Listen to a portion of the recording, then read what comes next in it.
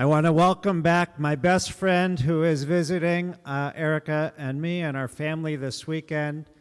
Cantor Gideon Zellermeyer was holding the Torah for our procession, and we met at JTS, and Cantor Zellermeyer Gideon is Chazan at Shar HaShamayim, the Shar in Montreal, and it's an honor to have you here and very special to have you here this Shabbat. I hope that people have the opportunity to get to see our friend and meet our friend who's been here for smachot and other weekends, but it's always great having you here.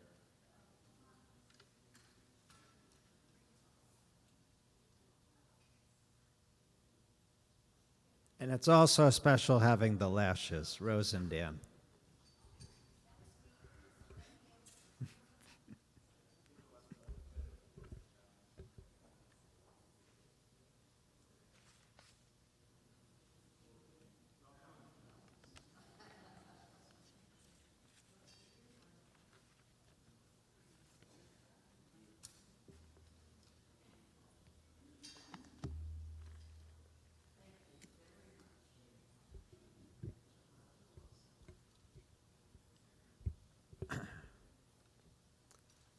This week, America's pastime, Major League Baseball, marked the midpoint of the baseball season with the Summer Classic, the All-Star Game, showcasing the league leaders in an exhibition game.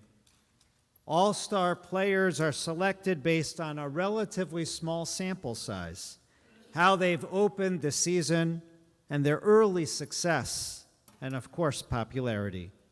This is different than football, NFL's Pro Bowl, played, if they still play it, the week before the Super Bowl, after the regular season is completed, where players are selected based on their final achievements over the course of a full season. In life, should we be celebrating early success, how we start out? Or does Judaism teach us that we should be more focused on how we achieve our goals? Is it about where we end up, how we stayed on course, and how we make sure that we get there? Dr. Erica Brown teaches that the entire book of Bamidbar, Sefer Bamidbar, the book of Numbers, that we've completed this morning with the double Parshiot Matot Maseh, is a book about uncertainty, a book about living in transition, a book about the in-between, a book set in the wilderness filled with journeys. And the second of our double Parshiot, Maseh, literally means journeys. This book is about the wilderness and the desert, the nomadic wandering experience that ends with a listing of 42 names of places, 42 locations that the Israelites traveled during the 40 years, beginning with their exodus from Egypt and going to the banks of the Jordan River, about to cross the Jordan and enter Eretz Yisrael. There's an emphasis on place, even though it's a book about journey and wandering. Now, Jewish history has place names that obligate us to reflect on the huge journey that our people have taken over the years, a journey that at times is filled with incredible uncertainty. And it's crucial to remember that journeys allow us to see our progress, where we have come from, where we are going, how we start out, and where we will end up. In describing the 42 stops of the Israelites, our portion uses an interesting phrase, Motzehem lema'asehem, the starting places and the leaving places of the journeys. This phrase can be understood that some of their journeys were forward, towards the Promised Land, the intended destination of the Jewish people, and some of them were backtracking, reversing, turning back, journeying towards the place from which they departed, not the original intended direction. The Torah commentator Abravanel teaches that the detailed listing of all the stops of the journeys hints towards the future. Just as God brought us out of Egypt, God will get us through any difficulty, and that even seemingly inconsequential stops on our journey are powerful moments and opportunities for growth. The unintended stop can be the most important. There's another message in our parsha that even if all the Israelites traveled together as one, it certainly wasn't the same journey for each of them. Even if they took the exact same path, we each experienced the journey in our own way. For the last many months, every Saturday night, Motzei Shabbat, as the night sky darkens, thousands of Israelis, 100,000 Israelis or more, have been gathering across the country in peaceful protest, nonviolent demonstrations, marching, journeying for democracy, marching to voice their concern about the future of Israel. And as we celebrate the incredible anniversary of Israel's 75th birthday, Israel's miraculous journey as a startup nation, a Jewish democracy, a safe haven, we're challenged at this moment, perhaps questioning what will be Israel's future. Where is Israel going? What is our role and what is our place as we live here in America in the diaspora? Perhaps a second story can help us better understand our place. During the wanderings in our Parshiot, the entire Jewish people were unified, marching as one, journeying as one, camping as one, preparing to enter the land of Israel as one. United in purpose, united in destination and goal. But no sooner than they reached their final destination, their last stop, just before they cross over into the land of Israel, division, dissension, and protests appear. In our Torah portion, 2 of the 12 tribes, Reuven and Gad, petition Moses, asking to remain on the other side of the Jordan River and not continue to enter the land of Israel with the rest of the Jewish people. They protest to Moses, saying, right here, outside of Israel, the land is good. It's filled with lush pastures, and we hope here we can build towns and cities to raise our livestock and raise our children. Can you guess Moses' response to this request?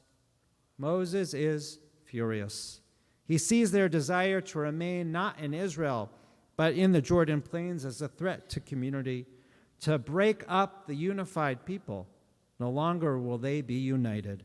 And wasn't the entire goal of our Torah and Judaism to enter the land, the holy place where God has promised to give to us, Eretz Zavat Chalav Udavash, a land that is flush, flowing with milk and honey? The 2 tribes answer that our tribes are so big and numerous, both in children and in cattle. Why should we go into the land of Canaan and share this small land with all of the other tribes when there is so much great land here?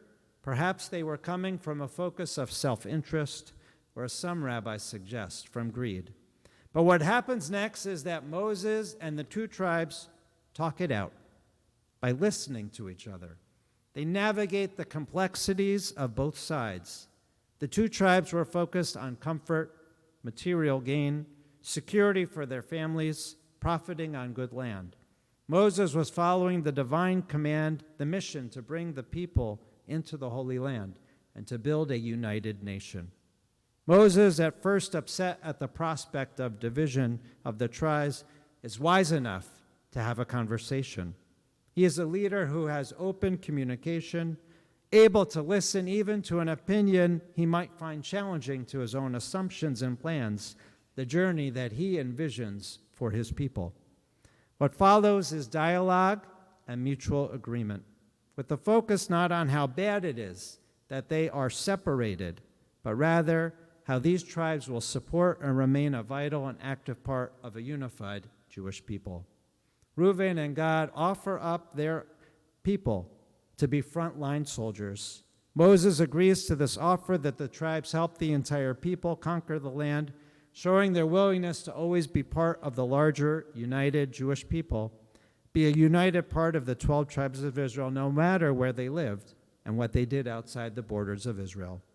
So I opened with this question: should we celebrate early successes, how we start out, or does Judaism teach us that we should be more focused on how we achieve our goals? Is it about where we end up, how we stayed on course, and how we make sure we get there? Are we all-stars for simply completing the first leg of a journey, or are we pro bowlers for crossing the finish line and reaching the point of achievement? As we know, life is a journey.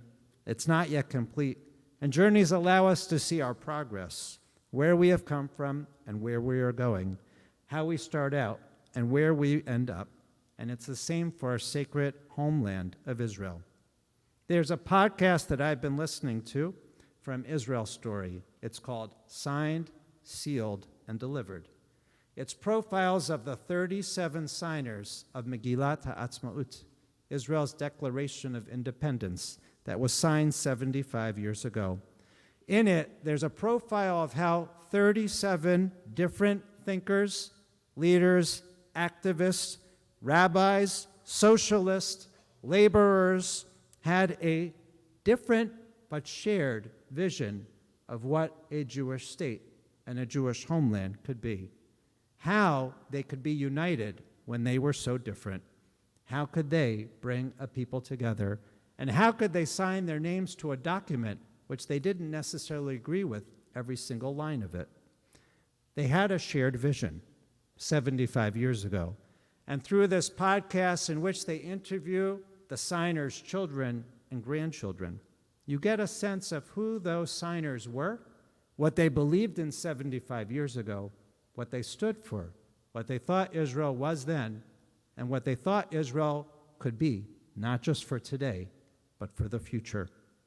So as we reflect on our Parsha and where Israel is today and for the future, may Israel's leaders learn from Moses in our Parsha to engage in dialogue and negotiation, to be open to listen to the people, and always to remember to be focused on Israel's sacred mission, to ensure a democratic, secure Jewish state.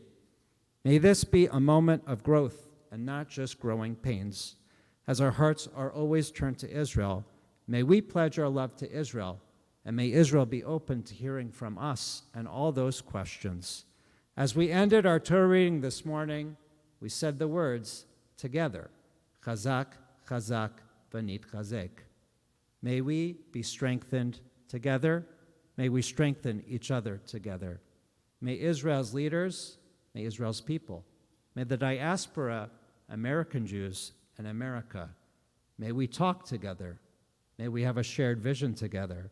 May Israel be strong, and so we not just celebrate 75 years, but 100 years, 125 years, 150 years, and many more in peace together. Shabbat Shalom.